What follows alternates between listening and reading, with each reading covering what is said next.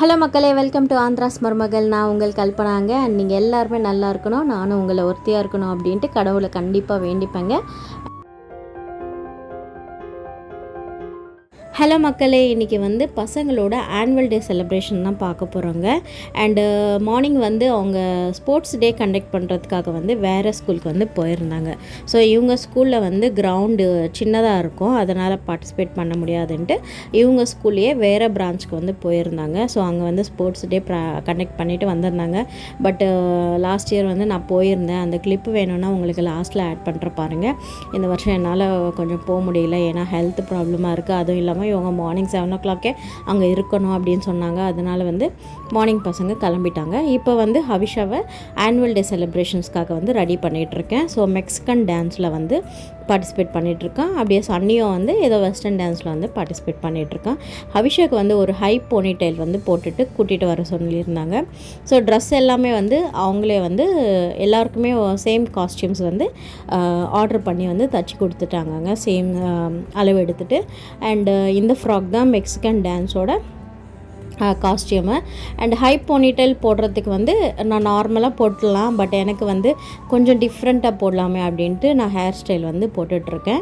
அதுக்காக என்னென்னா front part மட்டும் வந்து நம்ம இந்த மாதிரி கொஞ்சம் க்ரிம்பர் வச்சு நான் க்ரிம்ப் பண்ணிட்டேன். ஏன்னா அது வந்து கொஞ்சம் நம்மளுக்கு க்ரிப்பாக இருக்கும் இல்லையா, அதனால்.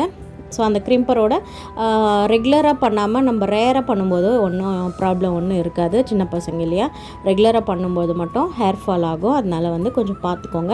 அண்ட் ஃபைனலி ஹை போனிடெயில் போட்ட பிறகு என்னென்னா நான் கொஞ்சம் ஃப்ரண்ட் பார்ட்டிஷன் கொஞ்சம் ஹவிஷாக்கு கொஞ்சம் அழகாக தெரியணுமே அப்படின்ட்டு என்னென்னா சின்ன சின்ன பார்ட்டிஷன் மாதிரி எடுத்துகிட்டு ரப்பர் பேண்ட் வந்து டை பண்ண போகிறேன். ஃபஸ்ட்டு வந்து பின்னலாமா அப்படின்னு நினச்சேன், பட் பின்னுறதுக்கு வந்து கொஞ்சம் டைம் எடுக்கும். அது இல்லாமல் கொஞ்சம் டைம் ஆகிட்டுருக்குன்ட்டு அவள் வேறு கொஞ்சம் அவசரப்பட்டுட்டே இருக்காளா, அதனால் என்னென்னா நான் ரப்பர் பேண்ட் போட்டுட்டு அந்த பார்ட்டிஷன் மாதிரி எடுக்கலாம் அப்படின்ட்டு ஒரு இன்ச்சு வந்து எடுத்துகிட்ருக்கேன். ஸோ உங்களுக்கு வீடியோவில் பார்க்கும்போது வந்து தெரியும். ஸோ அந்த மாதிரி எடுத்துகிட்டு அந்த ரப்பர் பேண்ட் வந்து நம்ம பேக் சைட் போட்டோம்னு வச்சுக்கோங்களேன், அந்த ஃபினிஷிங் வந்து நம்மளுக்கு ஃப்ரண்ட் சைடு தெரியாது. அதனால் என்னென்னா கொஞ்சம் ஃப்ரண்ட் சைடில் போட்டு அதுக்கப்புறம் நம்ம எடுக்கும்போது என்னென்னா அது அழகாக வந்து அந்த பார்ட்டிஷன் வந்து உங்களுக்கு தெரியும். ஸோ வீடியோவில் பாருங்கள், உங்களுக்கு புரியும்னு நினைக்கிறேன். அண்டு எனக்கு வந்து கொஞ்சம் டிஃப்ரெண்ட்டாக ஹவிஷாக்கு ஹேர் ஸ்டைல் பண்ணணும் அப்படின்ட்டு ரொம்ப ஆசை. ஸோ அது இல்லாமல் நான் உங்களுக்கு ஒரு விஷயம் கூட சொல்லணும். ஸோ அது வந்து நெக்ஸ்ட்டு வரும்போது கண்டிப்பாக சொல்கிறேன். அண்டு ஃபைனலி வந்து இந்த மாதிரி ரப்பர் பேண்ட் போட்டு நம்ம அதை பார்ட்டிஷனாக வந்து ஒரு இன்ச்சுக்காக வந்து நம்ம எடுத்துகிட்டு போட போகிறோம். ஸோ அப்போ வந்து எல்லாமே டைப் பண்ணும்போது ரொம்ப சூப்பராக இருக்கும் பார்க்குறதுக்கே. சின்ன பசங்களுக்கு வந்து இன்னும் க்யூட்டாக இருக்கும். ஸோ ஹவிஷாக்கு அதுதான் பர்த்டே அன்றைக்கி வந்து ட்விஸ்டிங் மெத்தடில் வந்து போட்டிருந்தேன். இன்றைக்கி வந்து அந்த ரப்பர் பேண்ட் வச்சு வந்து போட்டிருக்கேங்க. ஸோ உங்களுக்கு இந்த மாதிரி ஹேர் ஸ்டைல் பிடிக்கும் அப்படின்னா கண்டிப்பாக கமெண்ட் பண்ணுங்கள். ஹவிஷாக்கு வந்து நிறைய ஹேர் ஸ்டைல் வந்து போட்டு உங்களுக்கு காமிக்கிறேன். ஸோ இந்த மாதிரி எப்படி போடலாம் அப்படின்ட்டு.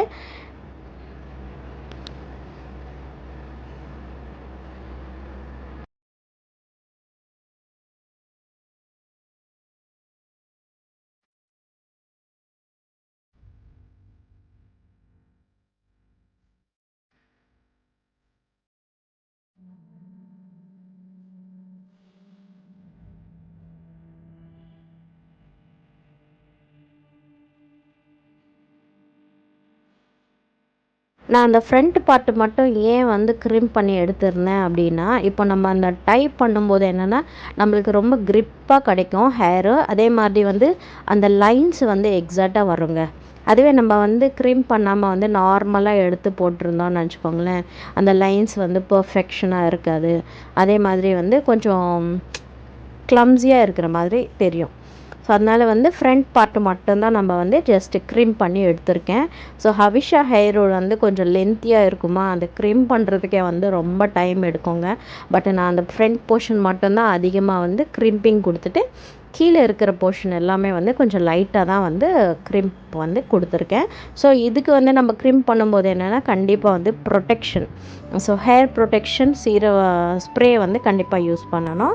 ஸோ சேம் இந்த பக்கம் எப்படி போட்டுறனோ அந்த பக்கம் அதே மாதிரி வந்து போட்டுட்டு மொத்தமாக வந்து நம்ம ஒரு வாட்டி கோம் பண்ணிவிட்டு டை பண்ணும்போது என்னென்னா க்ளம்ஸியாக இருக்காமல் அந்த செப்ரேட்டாக வந்து அந்த செப்ரேஷன் தெரியுது பாருங்களேன். ஸோ அது என்னென்னா நம்ம அந்த க்ரிம்ப் பண்ணியிருக்கிறதால வந்து அந்த மாதிரி சூப்பராக வந்து அந்த செப்பரேஷன் வந்து தெரியும். ஃபைனலி ஹவிஷாவோட ஹேர் ஸ்டைல் இப்படி தாங்க இருந்தது. இந்த ஹேர் ஸ்டைல் எப்படி இருக்குன்றது கண்டிப்பாக வந்து கமெண்ட் பண்ணுங்கள், லைக் பண்ணுங்கள். அப்படியே வந்து இன்னும் நிறைய ஹேர் ஸ்டைல் மாடல்ஸ் வேணும்னாலும் கண்டிப்பாக வந்து கமெண்ட் பண்ண மறக்காதீங்க. அண்ட் இந்த பேண்டு வந்து ஸ்கூலில் அந்த காஸ்டியூமோடு சேர்த்து கொடுத்துருந்தாங்க, அது கண்டிப்பாக வந்து போட்டுட்டு வரணும் அப்படின்ட்டு. ஸோ அதனால் என்னென்னா நம்ம ஆல்ரெடி டை பண்ணியிருக்கோம் இல்லையா, அதனால் ஜஸ்ட்டு சும்மா ஒரு 2 லேயர்ஸாக மட்டும் அது வந்து பேண்டும் போட்டுட்டேன். அதே மாதிரி நம்ம கொடுத்துருக்குற அந்த லேயர்ஸ் வந்து ஃப்ரண்ட்டில் கொஞ்சம் என்ஹான்ஸாக தெரியணும்னா அதுக்கு நம்ம ஏதாவது சின்னதாக ஆட் பண்ணணும். ஸோ நம்மக்கிட்ட தான் அந்த கோல்டு பால்ஸு சில்வர் பால்ஸு இருக்குது அப்படின்னு சொன்னேன் இல்லையா.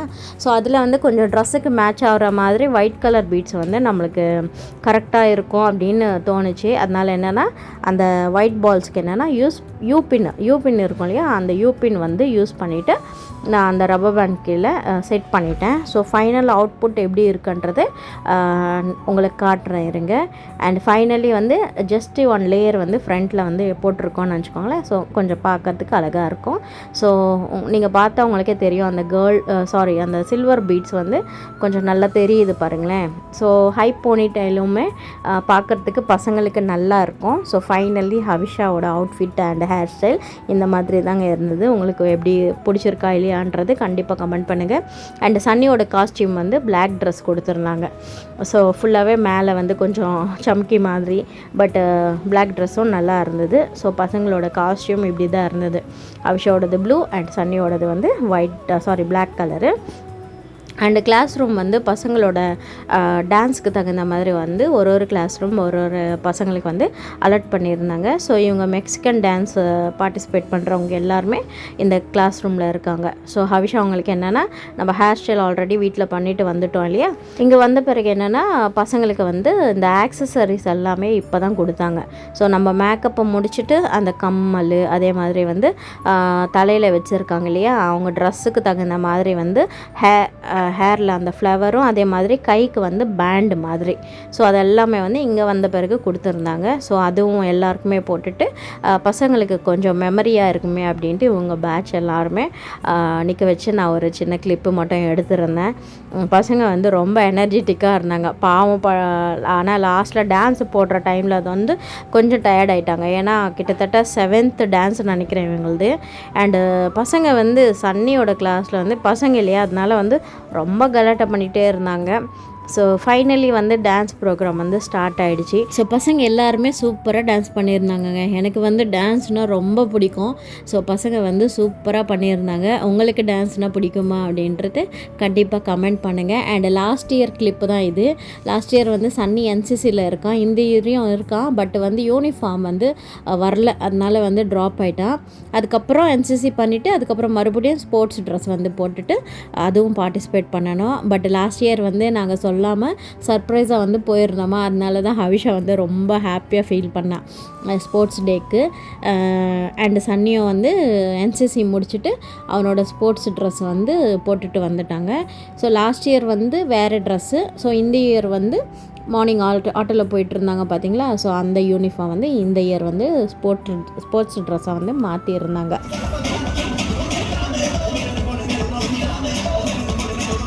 ஸோ இதுதாங்க இன்றைக்கியோட விலாகு. பசங்களோட sports day and annual day செலிப்ரேஷன்ஸில் கொஞ்சம் பிஸியாக இருந்துட்டேன். அதனால் வந்து இன்றைக்கியோட விலாக் வந்து உங்களுக்கு பிடிச்சிருந்தால் கண்டிப்பாக வந்து கமெண்ட் பண்ணுங்கள், லைக் பண்ணுங்கள், சப்போர்ட் பண்ணுங்கள். அப்படியே நம்ம சேனலை வந்து சப்ஸ்கிரைப் பண்ண மறக்காதீங்க.